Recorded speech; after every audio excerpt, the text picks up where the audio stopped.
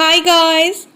തമിഴിൽ കണ്ടല്ലോ കടുക്കാജലിൻ്റെ cream video ആണ് നമ്മൾ ഇവിടെ നിന്ന് ചെയ്തെടുക്കാൻ പോകുന്നത്. നമ്മുടെ ഫേസിലുണ്ടാവുന്ന കരിമംഗല്യം, പിഗ്മെൻറ്റേഷൻ, പിമ്പിൾസ് മാർക്സ് ഇങ്ങനെയുള്ള കാര്യങ്ങളെല്ലാം നമ്മുടെ ഫേസിൽ നിന്ന് ക്ലിയർ ചെയ്തുകൊണ്ട് നമ്മുടെ ഫേസ് ഒരു 2-3 ഷെയ്ഡ്സ് ഇമ്പ്രൂവ് ആക്കാൻ വേണ്ടിയിട്ട്, അതായത് നമ്മുടെ സ്കിൻ ടോൺ നല്ല രീതിയിൽ തന്നെ ഇൻക്രീസ് ചെയ്ത് വരുന്നതായിട്ട് കാണാൻ പറ്റും. മാത്രമല്ല, ഞാൻ മുന്നേ പറഞ്ഞ പോലെ ആ ഒരു പ്രോബ്ലം എല്ലാം ക്ലിയർ ആക്കിക്കൊണ്ടായിരിക്കും നമ്മുടെ സ്കിൻ ടോൺ ഇമ്പ്രൂവ് ആവുന്നത്. ഓക്കെ, അപ്പോൾ അതിന് പറ്റിയിട്ടുള്ള ഒരു കടുക്കാജലിൻ്റെ ക്രീമാണ് നമ്മളിവിടെ നിന്ന് തയ്യാറാക്കി എടുക്കുന്നത്. അപ്പോൾ നമുക്കിത് എങ്ങനെ തയ്യാറാക്കി എടുത്തു എന്നുള്ള വീഡിയോ സ്റ്റാർട്ട് ചെയ്യാം കേട്ടോ.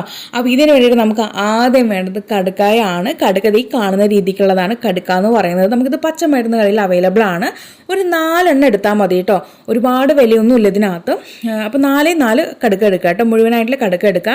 പൗഡർ എടുക്കുന്നതിനേക്കാളും നല്ലത് ഇതുപോലെ നമുക്ക് മുഴുവനായിട്ടുള്ള കടുക്ക എടുത്ത് ഉപയോഗിക്കാനായിട്ട് നോക്കുക കേട്ടോ. എന്നിട്ട് ഇവ നന്നായി കഴുകി വന്നതിന് ശേഷം ഒരു കല്ല് ഉപയോഗിച്ചിട്ട് അതിനകത്തുള്ള കുരു മാറ്റിയിട്ട് തോട് മാത്രമായിട്ട് എടുക്കാനായിട്ട് നോക്കുക. അപ്പോൾ ഞാനിവിടെ കംപ്ലീറ്റ് ആയിട്ടും അതിനകത്തുള്ള കുരു മാറ്റി തോടെടുത്ത് വെള്ളത്തിൽ കുതിർക്കാൻ വെച്ചിട്ടുണ്ടായിരുന്നു കേട്ടോ.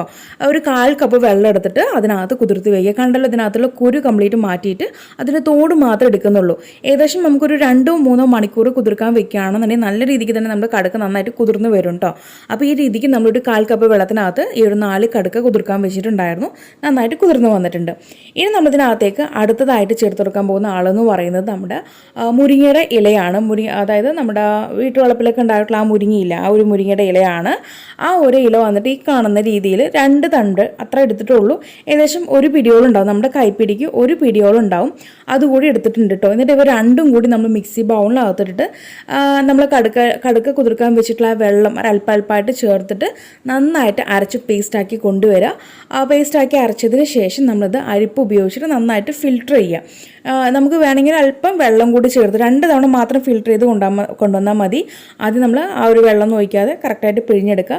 പിന്നീട് നമ്മുടെ ആ ഒരു പിശറിനകത്തേക്ക് ഇച്ചിരി വെള്ളം കൂടി ചേർത്ത് ഒന്ന് പിഴിഞ്ഞു കൊണ്ടുവരിക. ഒത്തിരി അങ്ങ് വെള്ളത്തിലങ്ങ് ഇട്ട് കളിക്കേണ്ട കാര്യമൊന്നുമില്ല കേട്ടോ. നമുക്ക് അതിൻ്റെ ഫസ്റ്റ് കിട്ടുന്ന ഒരു എക്സ്ട്രാക്റ്റാണ് ഏറ്റവും ബെസ്റ്റ്. പിന്നെ നമ്മൾ വീണ്ടും വെള്ളം ഒഴിക്കുന്നവർ അതിൻ്റെ ഗുണങ്ങളൊക്കെ പോകും. അപ്പോൾ ഈ രീതിക്ക് നമ്മൾ ആ ഒരു ജ്യൂസ് കൊണ്ടുവന്നിട്ടുണ്ട്. ഇനി ഇതിനകത്തേക്ക് നമ്മൾ അടുത്തതായിട്ട് ചേർത്ത് കൊടുക്കാൻ പോകുന്ന ആളെന്ന് പറയുന്നത് നമ്മുടെ കോറയുടെ സ്റ്റാർച്ചാണ്. ഈ ഒരു കോറ സ്റ്റാർച്ച് എങ്ങനെ തയ്യാറാക്കി എടുക്കാം എന്നുള്ളതിനെ പറ്റിയിട്ട് നമ്മൾ വീഡിയോ ചെയ്തിട്ടുണ്ട്. ഇനി കോറ സ്റ്റാർച്ച് ബുദ്ധിമുട്ടാണ്, കയ്യിലില്ല എന്നൊക്കെ ഉള്ളവർക്ക് കൂവപ്പൊടി ചേർത്ത് കൊടുക്കാം, കോൺഫ്ലോർ ചേർത്ത് കൊടുക്കാം. ഓക്കെ, ഇനി ഇത് രണ്ടും ഇല്ല എന്നുണ്ടെങ്കിൽ നമുക്ക് അരിപ്പൊടിയെങ്കിലും ചേർത്ത് കൊടുക്കാം കേട്ടോ. ഇതേതും ഇല്ല എന്ന് പറഞ്ഞിട്ട് ദയവായിട്ട് ആരും ഇത് ഉണ്ടാക്കാതെ ഇരിക്കരുത്. അത്രയും സൂപ്പർ റിസൾട്ടാണ്. നമുക്ക് പിഗ്മെൻറ്റേഷനും പാടുകളൊക്കെ മാറാനും നമ്മുടെ സ്കിൻ ടോൺ ഇമ്പ്രൂവ് ആവാനായിട്ടും ബെസ്റ്റാണ് നമ്മുടെ ഈ ഒരു കടുക്കാജലിൻ്റെ ക്രീം. ഓക്കെ, അപ്പോൾ തീർച്ചയായിട്ടും നിങ്ങൾക്ക് ഈ ഒരു പൗഡർ ഇല്ലെങ്കിൽ നിങ്ങൾ സ്കിപ്പ് ചെയ്യരുത്.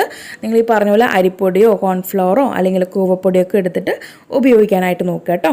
അപ്പോൾ ഗൈസ്, ഞാനിവിടെ കോറയുടെ സ്റ്റാർച്ചാണ് എടുത്തിരിക്കുന്നത്. ഞാൻ തന്നെ വീട്ടിലുണ്ടാക്കിയിട്ടുള്ള കോറയുടെ സ്റ്റാർച്ചാണ്. അത് 1 ടീസ്പൂണാണ് ചേർക്കുന്നത്. ഈ ഒരു കോറയുടെ സ്റ്റാർച്ച് അതുപോലെ തന്നെ കോൺഫ്ലോർ, കൂവപ്പൊടി ഇതൊക്കെ എടുക്കുന്ന സമയത്ത് നമുക്ക് 1 ടീസ്പൂൺ മതി കേട്ടോ. നമ്മളിത് ഹീറ്റ് ചെയ്ത് കൊണ്ടുവരുന്നുണ്ട്. അപ്പോൾ നമുക്കിത് 1 ടീസ്പൂൺ മതിയാകും.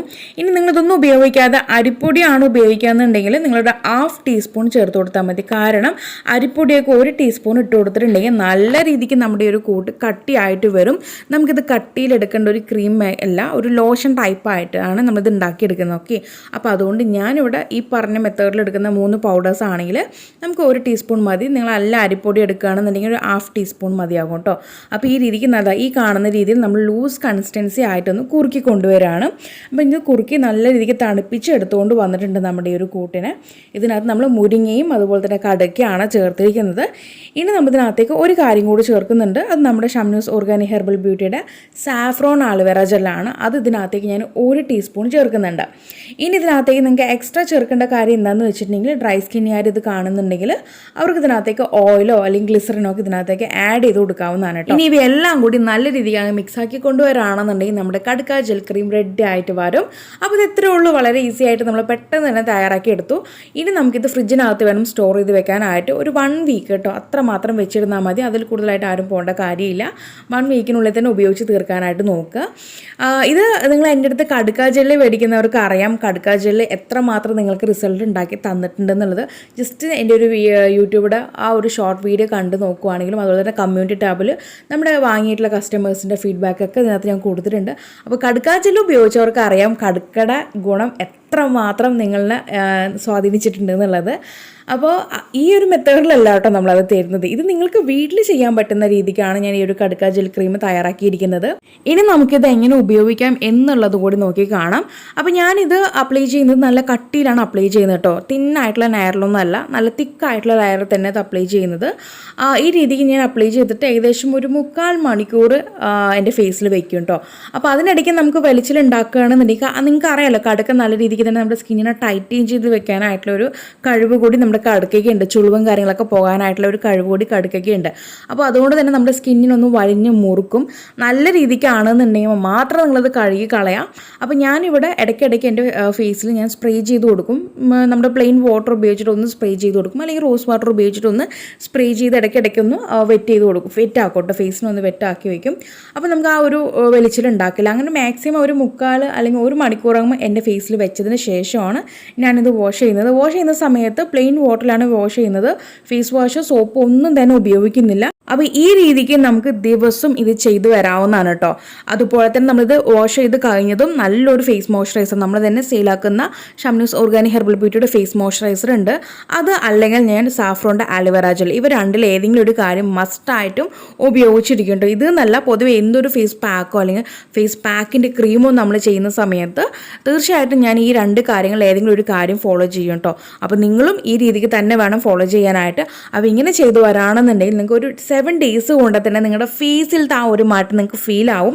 അപ്പോൾ ക്രമേണ നിങ്ങളിത് ദിവസം ഉപയോഗിച്ച് വരികയാണെന്നുണ്ടെങ്കിൽ കുറച്ച് ദിവസം കൊണ്ട് തന്നെ നിങ്ങളുടെ ഫേസിലുണ്ടാവുന്ന പിഗ്മെൻറ്റേഷൻ, കരിമംഗല്യം, പിമ്പിൾസ് വന്ന മാർക്സ്, പിമ്പിൾസ് ഇതെല്ലാം ക്ലിയർ ആക്കിക്കൊണ്ട് നിങ്ങളുടെ ഫേസ് ഒരു 2-3 ഷെയ്ഡ്സ് നല്ല രീതിക്ക് കളർ ടോൺ കൂടി വരുന്നതായിട്ട് നിങ്ങൾക്ക് കാണാൻ പറ്റും.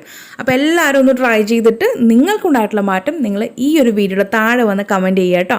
അപ്പോൾ ഇനി ഒരു പുതിയ വെറൈറ്റി വീഡിയോയുമായി വരുന്നവരേക്കും tata bye bye from Shamna.